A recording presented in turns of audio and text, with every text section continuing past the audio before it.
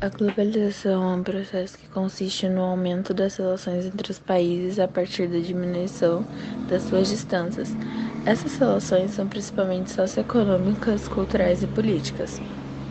Ela teve origem no século XV, no período mercantilista, que eram quando as nações europeias passaram a realizar longas viagens de navio procurando novas terras e riquezas.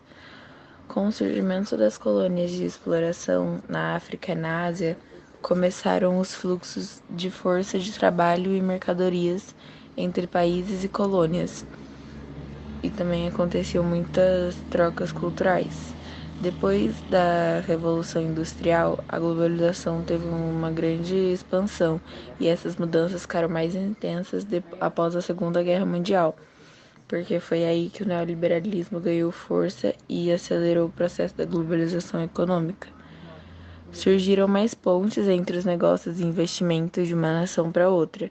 Os mercados de diferentes países interagem e as indústrias de um país se instalam em outros países. Com o avanço da tecnologia, principalmente do sistema de comunicação, informática, o advento da internet, a globalização está cada vez mais intensa e a integração econômica e cultural entre os países ficou ainda maior.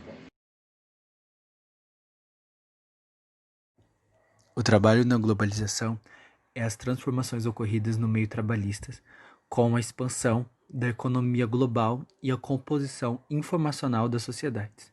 Podemos destacar que ocorreram significativas mudanças estratégicas para a ampliação dos lucros dos investidores, com um consequente impacto sobre a classe dos trabalhadores. O primeiro aspecto desse processo foi o crescimento da terceirização. Isso é quando uma empresa contrata outra para executar um serviço necessário ao seu funcionamento. Um exemplo comum de terceirização são os sistemas de vigilância dos bancos, executados não mais por eles, mas sim por uma empresa especializada nesse tipo de serviço.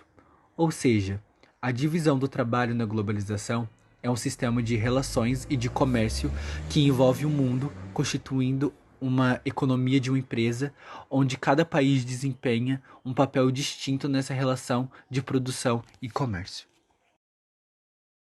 Empresas transnacionais são aquelas que possuem uma matriz em seu país de origem e abrem filiais em outros países. As primeiras empresas transnacionais surgiram no final do século XIX, mas só atingiram seu auge após a Segunda Guerra Mundial. A grande maioria das empresas transnacionais são de países industrializados, que conquistaram o mercado interno e então montaram filiais em outros países, que precisam de alguns critérios para que as filiais tenham sucesso.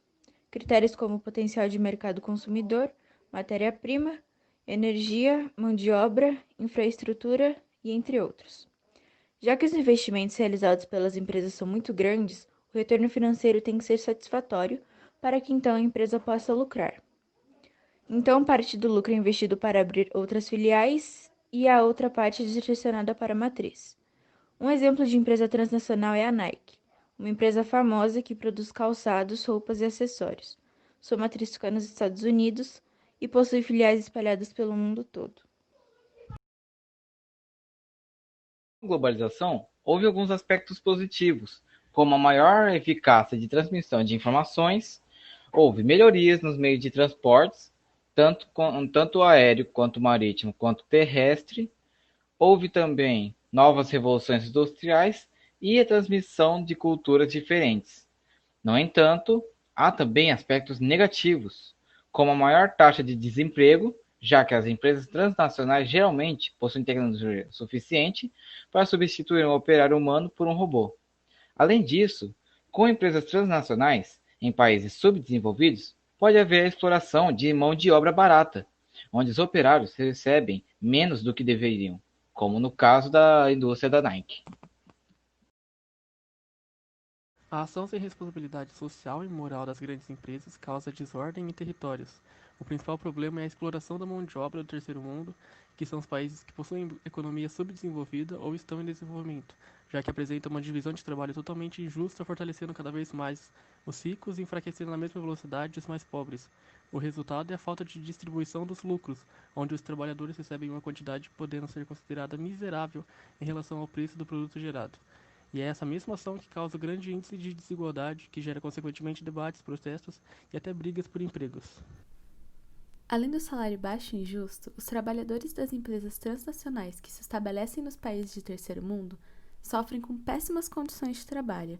Nesses locais, a preocupação com direitos trabalhistas, por exemplo, não é um problema para a empresa, diferente do que se é quando a empresa ela se estabelece em seu país de origem ou em países de primeiro e segundo mundo.